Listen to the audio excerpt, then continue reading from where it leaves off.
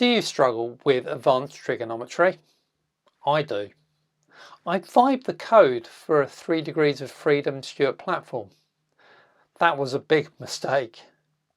But here's the thing, with one key constraint, needed anyway for my robot, the mass collapses down to something that's actually genuinely manageable. Height, pitch and roll, solved cleanly. Let's break it down. So what I'm trying to build here is really a platform that's going to support the head of a B2EMO-like droid. So I want the platform to be able to rise the head so that it comes out of the body and is viewable. I want to be able to pitch it so it can look up or to look sort of down or sort of hide its head a little bit, as well as roll the head to the left or to the right. So those are the features I want to build, and to do that I'm going to use this thing called a Stewart Platform.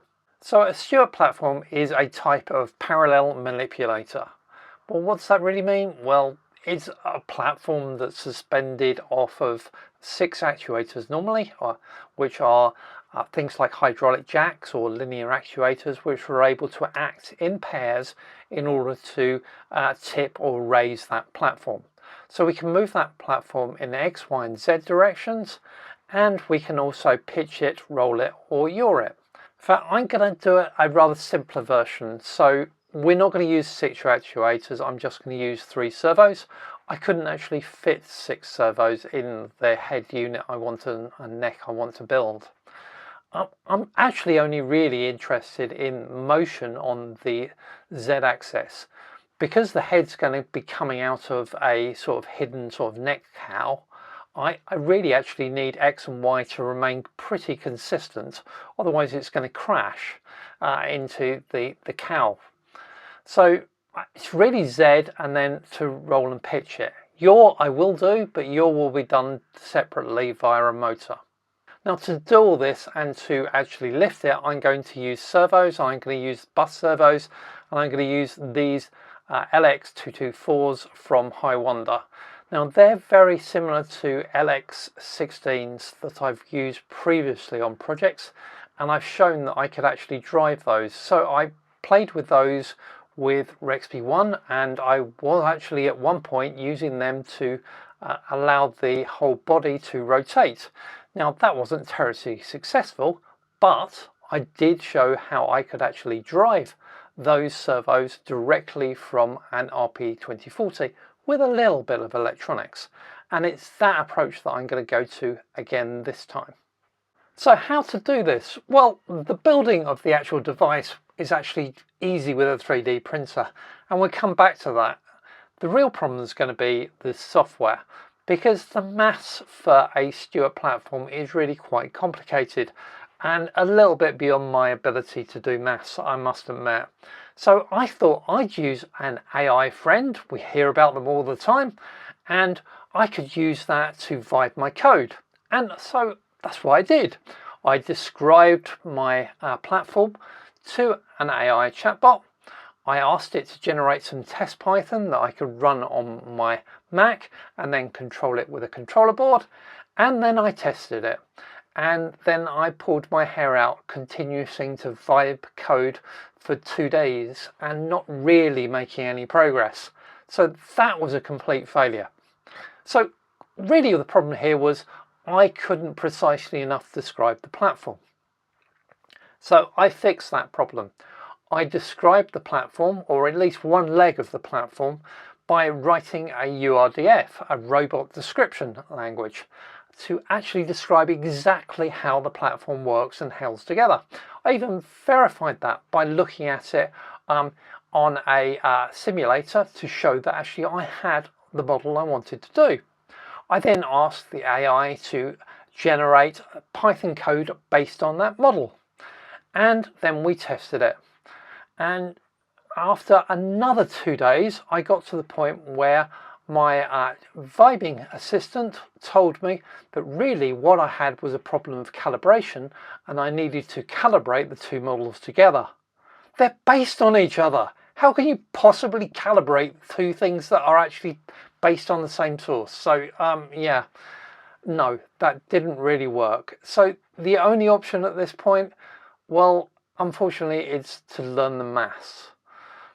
But I did find by going through this process that actually there are quite a few simplifications I could do to my model to make that maths a lot easier. So let's have a chat about those. So parts. Well, most of this robot is actually going to be 3D printed.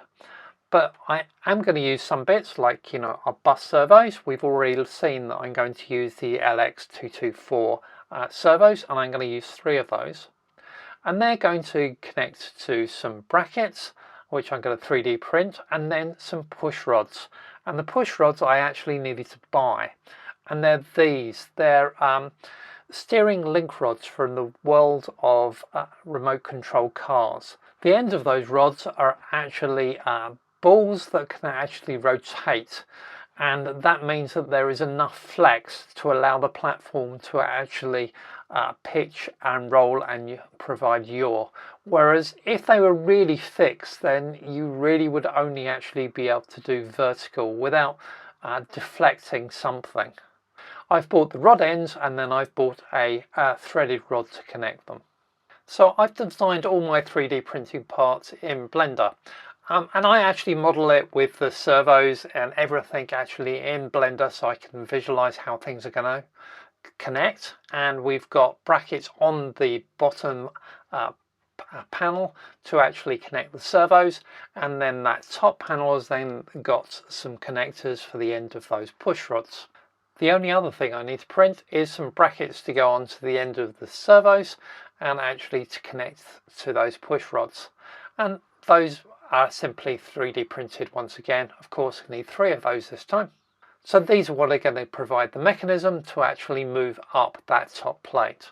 3 servos, 3 sets of push rods, the 6 M3 bolts to just connect it all together, and then some 3D printing for the servo brackets, 3 of those, and a top plate and a bottom plate. And that's it. And the maths, well, it's not as scary as I thought it was going to be. So really this is what a leg looks like. We've got that bottom plate and the top plate. We've got our servo with the bracket connecting it, the push rod, then going up to that top bracket onto the top plate. Really what we're talking about here is solving a triangle and looking at that triangle in the middle there. We're going between the servo up to the end of our bracket and then up across the push rod to the top connector onto the top plate. So what I'm actually interested in calculating is the height, which is basically the length of that line there in red. And of course this servo angle, which is perhaps a little bit more tricky because it's outside of that triangle. So here we get to our first simplification. So if we just look at this triangle and we look at that servo angle that we're trying to get, now if we say that that back of that triangle is always vertical, then it's actually trivial to actually calculate our servo angle and know the internal angle of that triangle. To do that, we need to say that the top plate's joint and the servo axis are directly above each other vertically. Now that's something I didn't do when I built my first version of this, and they were out, and that made the maths way too complicated. So simplification, make the top plate joint directly above the servo axis. That actually makes this much easier. So we then know A, or we can compute A simply because we know that actually A is basically 90 minus the servo angle. So that's our first simplification. We also of course know a few other things. We know the length of the push rod. We call that A because it happens to be opposite the angle A. We also know B, which is the length of the bracket, and what we're trying to calculate then is what is C. To do that and to calculate C in maths, we actually have to take a little bit of a route because we're first going to actually have to calculate the angle B and then the angle C, and when we got the angle C, then we can get to the actual length C.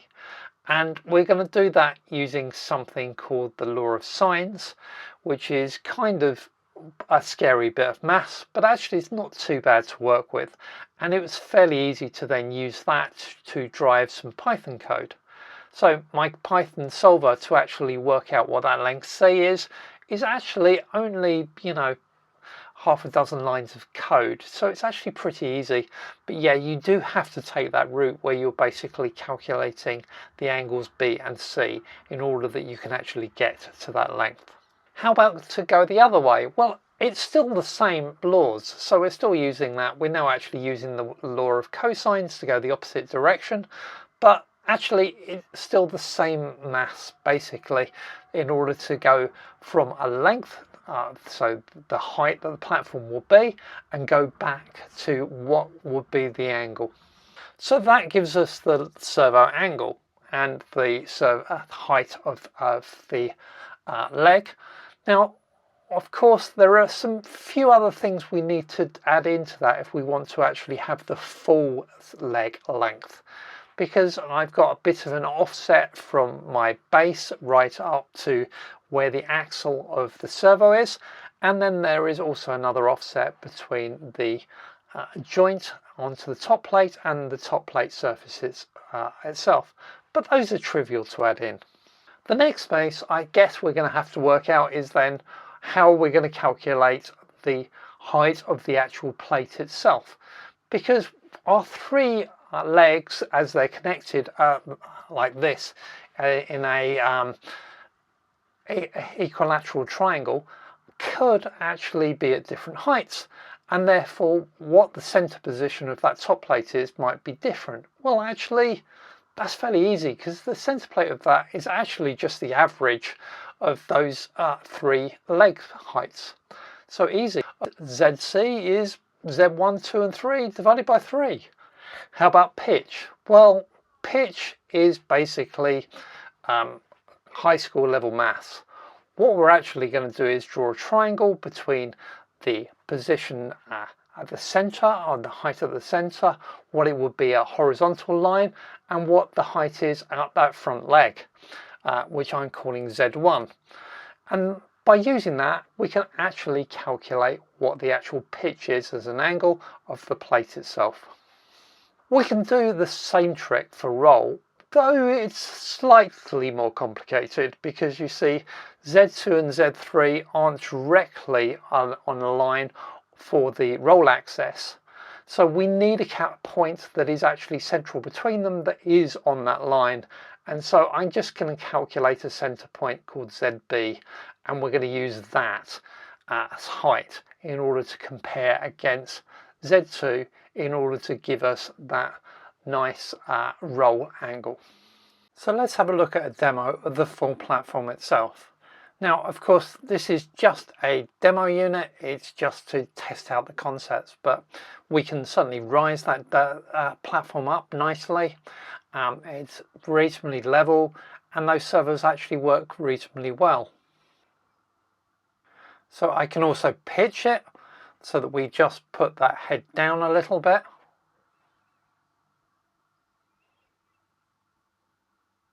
And a bit more, because yeah, 10 degrees is perhaps more interesting. Now, my top disc is actually being deflected a little bit by the movement of those servos, because I didn't make it very strong. It's actually only 2 millimeters thick, and I didn't structurally design it. That's something I need to actually correct on the full model.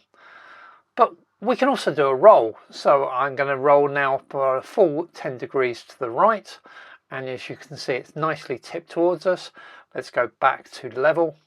So quick update on the C++ port for my Pico and the actual robot build. The LX224 servos caught me out a little. I assumed the connectors were JST-XHs, but they're JST-PHs. Wrong connector, can't connect it up yet. That demo is coming with the full robot head build too, and it's going to be worth the wait. So did this save you some time on that maths? The super thanks button is the best way to fuel tutorials like this.